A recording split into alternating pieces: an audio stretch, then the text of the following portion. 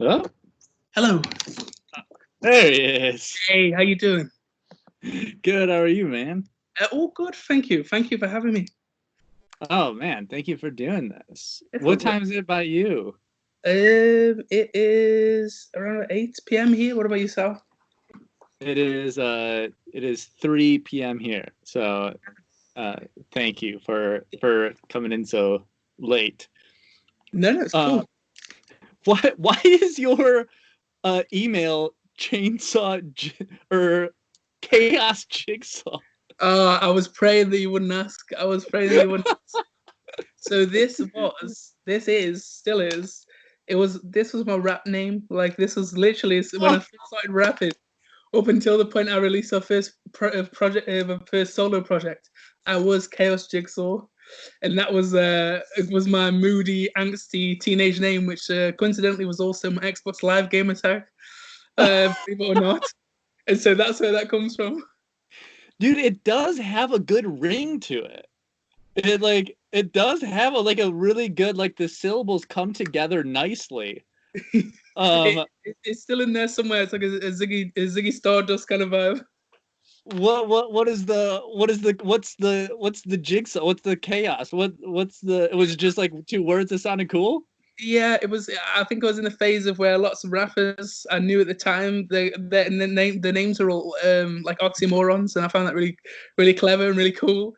It was like perfect disaster, immortal technique, whatever it was. It was just like really cool. And so I was like, well, what am I gonna do? And then it was the meaning behind it was right. Literally, this is how cringe it was. It was literally my angsty teenage self, and I was like, right, my life before now was all chaos, and now it's like a jigsaw trying to put it together. So I'm gonna call myself Chaos Jigsaw. I'm gonna fix some of the That problems. So that was a mantra. Oh my god, that is so good. That is oh chef's kiss on that. Um that's so that is perfect because I listening to Yellow Brick Road and Cheerleader, I'm just like, these songs are so well formed and so perfect that I was like, there must be a project that I don't know about. These aren't the first, and the songs that you have, like, that are available now. I'm like, these aren't the kind of songs that someone just writes, like, their first five songs. Like, there's no way. So what was your life before it was Dylan Cartlidge? What was your music like, but before it, this? it was all really like I said. I started kind of rapping when I was around 13, and a lot of people asking how did you get into music, da da da. And for me, it was very much like a needs must. It was a necessity thing. Like I had a bit of a turbulent childhood, being raised and where I was raised, and that kind of led me to, I guess, really come to a bit of a crossroads where I had to make a decision whether I want to kind of go down, a road that a lot of people in similar circumstances have gone down and not necessarily a good road, or choose to do, something positive. And so I began to try and, make raps to make sense of my situation. And I began really being, touched and really moved by music, such like artists like Kid Cudi and Common, like left field sort of backpack rappers that, it was the first time that, it was okay for rappers to have mental health issues. It was like, you don't just have to be in the club, popping bottles. If you're at home not feeling so great, that's also cool. Yeah. And so that really reached out to me. And from that point onwards, I was really like, right, this has now become, part of who I am, part of my natural emotional regulation and figuring things out. And so I, began, like I said, I was a rapper first and foremost. I listened to everything exclusively pop or rap, anything that remotely had a real instrument or anything in it. It was like, no, no, no, no, no, that's for the metalheads. Get it away from me. I don't know. Get out of here. I don't know what it is, but I don't like it. And I just, anything that had a live instrument or sounded like it had live instruments in, I couldn't cope with it. And then when I was around 16, I kind of moved to a different area and a different school and a different way of life. And I joined a college course, like a high school kind of course, and we got put into bands and formed into bands. Yeah. And yeah, I got put into this band with these two brothers from Cyprus with leather jackets and Chelsea boots, and that was it, man. They had me there. They showed me the black keys and the white stripes, and I've kind of never looked back since. And I've just fallen in What love with the whole array of music now. what was your band name with them? It was called Bilingual, actually. Another absolute harebrained scheme that was the Da Vinci Code of band names, of course. It was kind of like because they were. It just so happened that I'm from England and these guys are from Cyprus, and rap and rock don't usually go together. So why don't we say that we speak both equally as fluently, and we'll call it bilingual? That was the name. I love thinking so hard to do something so simple. It's just like every single like your initial move in all of music, and it's like music always works when it's like or art, like so often art works when it's like saying something really simple in a simple way, and it's like the first instinct is always just to like put a stupid amount of thought into like literally, if my life could be summed up in a t-shirt, that's what I would say. Like that's literally nobody's ever said that to me before, but it makes total sense. Like that, you've hit the nail on the head. I mean, that is literally me. It literally me. So in the production of these songs is just so absolutely bonkers, and just like pops off so hard. Are you who did you work with, or did you do this yourself, or like what went into the bombast of these? Because it's just like it really works. Thank you. It's a mix, some songs, I write back at home. The Yellow Brick Road and Cheerleader in particular, those are the first two songs I ever wrote. As soon as I quit my job at the bar, I went to a big fancy studio in London, and I went to work with a producer called James Drink, who's a really good producer from London. He was involved heavily in a lot of the production on Demon Days. He also, I think he did 4 out of the 5 Jamie T albums, which is this other British artist who's an alternative guy, is really cool. And he's just this fantastic, cool guy. Who has a big beatsy sound. Obviously, Gorillaz is a perfect point of reference. And, we hit off straight away, man. We got in, because I'm very much like, because I'm a rapper first and foremost, improvisation and spontaneity is my backbone and my bread and butter. And so I really put that into, my approach to instrumentation and really composition. And so I get in the room on the day with nothing prepared and just, we freestyle a song. And that's what happened on both of those tracks. Wow. What was like the first thing that came together with Yellow Brick Road? What was that like, what was your the spine for that song? The bass line, really, it was like, I met James for the first time I'd ever been to, where are you now? This is a beautiful scene. I've just literally seen it. Whereabouts is this? I'm in West Virginia right now. I'm like on a farm. This is amazing. I know. I just like, I was working from home and I was just like, I could make home wherever I want to be, and I was like, let's go somewhere super remote. And so I'm in West Virginia for the week. Damn right. And how have you been with obviously COVID and everything? Everybody's safe and well, hopefully. Oh yeah. Good. And I'm just removed from everybody, which is nice. That's definitely a good sense, man. Being out in nature. But as I was saying, I digress. So it was a bass line. It was a bass line that really kicked it off. I hadn't met James before. It was the first encounter, and he was, I'd never heard a breakbeat before, and he was like, "Oh, I've got these breakbeats, da da da." So he was messing around with those and making a beat, and I was playing this bass line, and we just started grooving that out.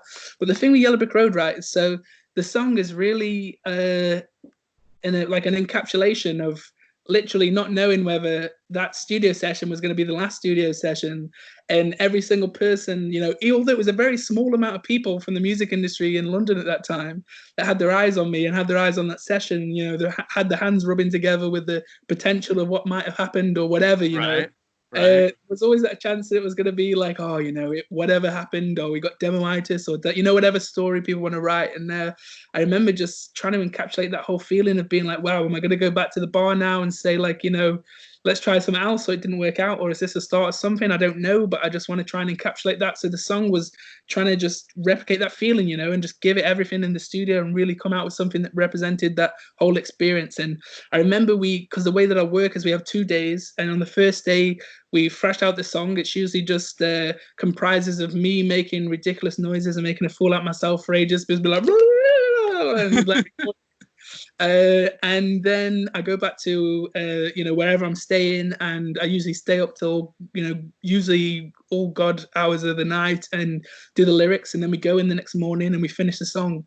And with Yellow Brick Road, it was literally like, I think something just didn't sit right. The demo sounded amazing. I went and did lyrics. I came back, we give it everything, and we were about half an hour from finishing, and it just didn't sound right. And we were both like, something's gone. The magic of the demo that was there, just something is missing.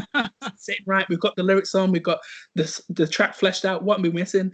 And everything was there, but the chorus just wasn't right. And we were at that point where it was like, oh, maybe we call it a day, this is what happens. And, it happens, it happens just, it's like one of those moments where, people just, I don't know whether you've been trying something for ages or, you're on the local school soccer team or whatever. And people are like, oh, you have bad games, just call it a bad game, da, da, da.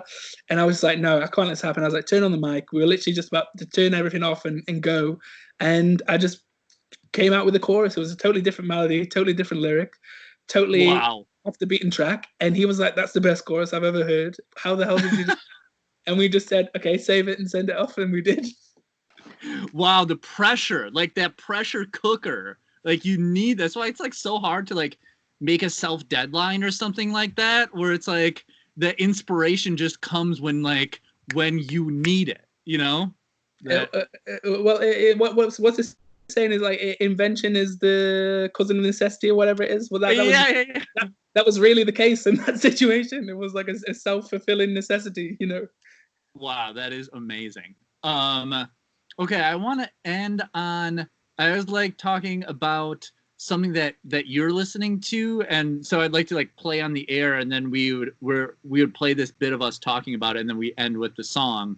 And so I want to know, what is like the last song that you couldn't stop listening to? Like a song that like super grabbed you recently. That could be anything. Yeah, I think there's been a few, man. I really like, there's lots of artists that I really like at the moment. I'm a massive fan of Oliver Tree, who's obviously just dropped his album. He's had a massive a lot of stuff going on in the US at the moment. Obviously, everybody's been obsessed with, Super Lonely, Benny and Gus Dapperton. I'm a massive Gus Dapperton fan. I wasn't aware of Benny before, but I am now, of course. And yeah, I love all those jams. But to be honest, I think there's this, a couple of songs off the new Strokes record that I haven't heard yet. I just listened to it today that I've been really obsessed with. But also there's this band from Australia called the Babe Rainbow. And they're on 30th Century Records, which is Danger Mouse's record label, and they're just super killer. And they've got this song called Something New, and I've been really vibing that at the moment. I think that would be the one that I would say, like, when you're just a bit of an earworm and you can't turn it off, like that's the one at the minute. Wow. Danger Mouse, just like everything the man touches. Is it like, what is it like the production of it? I feel like, does he produce it? I didn't know if he produces it. I think it's just credit to him and how great he is, because he has this record label where he just signs acts that he likes their music, acts that are self-sufficient and put music out. And it's really just his whole record label is like a Danger Mouse Spotify playlist. And that's the cool, that's the cool thing about it. Perfect.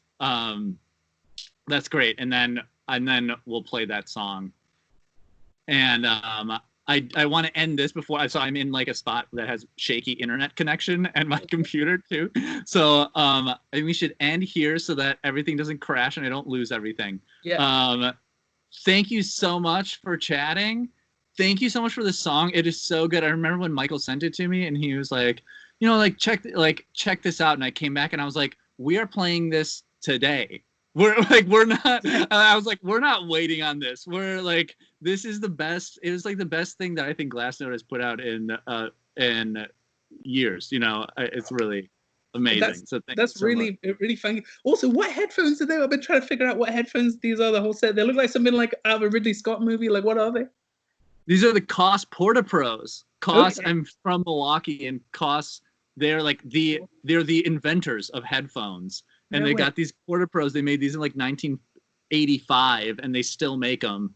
And they're like my favorites because they are kind of weird looking and cool. No way. And also, sorry, I didn't came up on the screen.